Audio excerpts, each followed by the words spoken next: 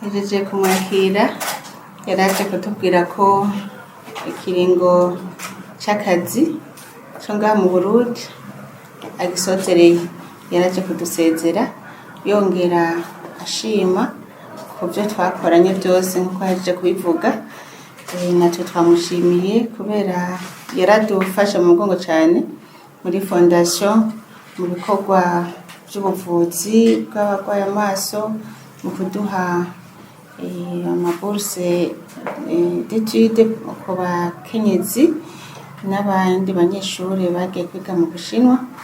Tumushimira ku ntebe baduhaye kw'ishure kuri Socle du Savoir n'ibindi bama badushigikira biciye kuri ambassade ngaha mu Burundi, na cane cane umutambukanyi w'umukuru w'igihugu ca Chine yarakunda kurungika ibidufata mu mugongo cane cane mu gushigikira abantu bagendana umugera wa sida.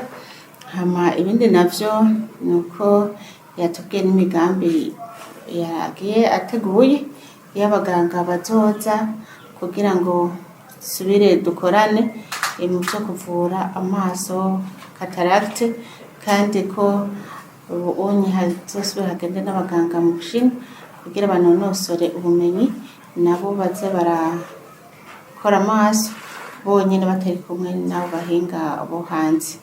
Hama ibisigaye navyo twavuganye ni vyinshi ntawe bihereza ngaha, kimwe gusa turamushimira ku mubano mwiza yatweretse, ku bucuti n'ubuvukanyi twabanye nk'abavukana. Anyita sa sœur nanje ndamwita ma sœur.